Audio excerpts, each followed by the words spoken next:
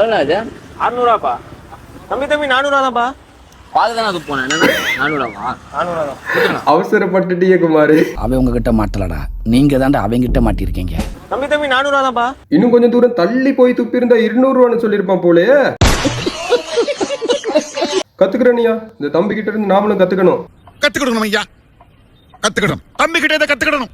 இனிமேல் நாமளும் ஷாப்பிங் போகும்போது இந்த மாதிரி பாக்கு போட்டுக்கிட்டு தான் போகணும்னா அப்பதான் அடிக்கடி வெளியில போய் துப்பி துப்பி பிரைஸை கம்மி பண்ணிக்கலாம்.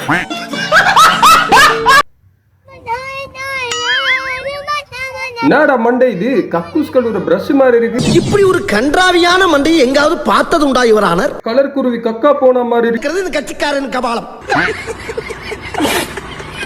ஒரு வைக்கோல் மண்டைய, ஒரு சாணித்தலைய, ஒரு உஜால மண்டைய, இதுகளை பிடிச்சி ஜூல போடுறியா, நல்ல காசு பார்க்கலாம். என்னடா சோறாக்குறாங்களா? எப்ப டேய், என்னடா இது, காஞ்சியூரிங் பார்ட் 1 பார்ட் 2 பார்ட் 3ல வர 3 பேரையும் ஒன்னா உட்கார வச்சிருக்கீங்க.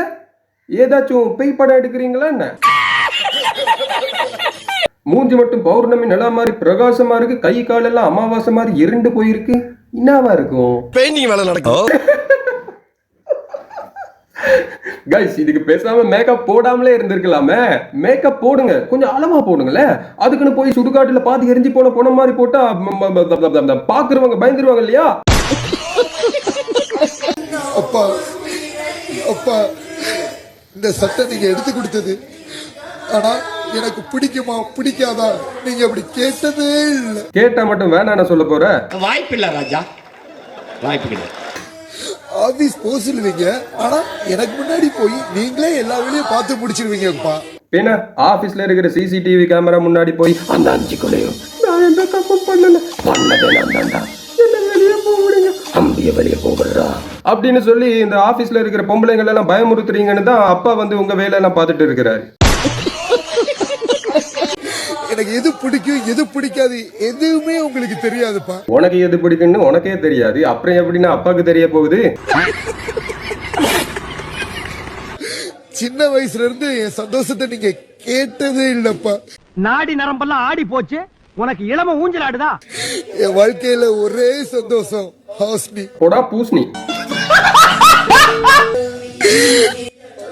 போயிட்டா, இப்ப போயிட்டாப்பா. என்னடா இழுத்துட்டு இருக்கிறீங்க? நெஞ்சு வலியா? டேய், இவன் வேற என்னை ரொம்ப டார்ச்சர் பண்றான்டா. ஹாஸ்னி போயிட்டாப்பா. நீங்க சொல்ற பொண்ணு நான் கல்யாணம் பண்ணிக்கிறேன்ப்பா. முதல்ல உனக்கு யாராச்சும் பொண்ணு கொடுத்தா தான் நான் கல்யாணம் பண்ணிக்க முடியும்.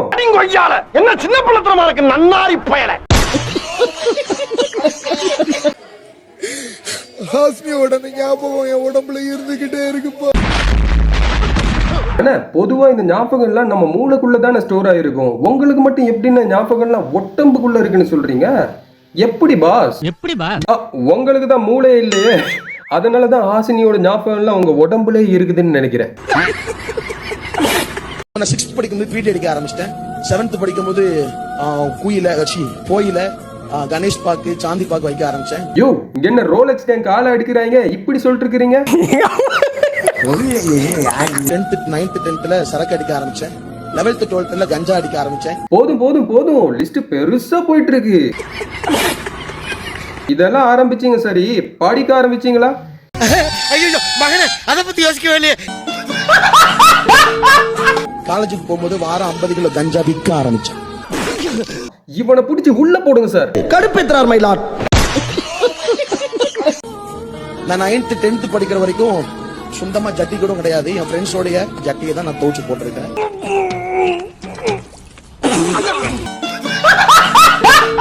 அதாவது ஜட்டி வாங்க காசு இல்லைன்னு தான் நீங்க 50 கிலோ கஞ்சா விற்க ஆரம்பிச்சிருக்கிறீங்க. வாஸ்தவம் தான், வாஸ்தவம் தான். ஒரு ஜட்டி 2 ஜட்டின்னா ஏதாச்சும் உளுந்து வடையை வித்தாச்சும் வாங்கிக்கிறலாம். நம்ம அண்ணன் தான் ஊர்ல இருக்கிற எல்லா பசங்களோட ஜட்டியும் போட்டுருக்கிறாருல்ல. நிறைய ஜட்டி வாங்குறதுக்கு நிறைய காசு தேவை. அதனாலதான் நம்ம அண்ணன் பாத்தீங்கன்னா கஞ்சா பிசினஸ்ல இறங்கி இருக்கிறாரு போல. அதை வேற ஞாபகப்படுத்திட்டீங்க, நெஞ்சமெல்லாம் பொண்ணா இருக்கு தம்பி. சண்டையில கத்தி இங்க குத்தி இந்த பக்கம் வந்து தடங்கள்லாம் உண்டு. சண்டையில கத்தி இங்க குத்தி நான் ரைவிங்கா பேசுறாரு. விட்டா நம்ம டிஆருக்கே டஃப் கொடுப்பாரு போல. மூஞ்சிக்கு முன்னால புகழாத, அது எனக்கு பிடிக்காது. நான் கொடூரமானவன்.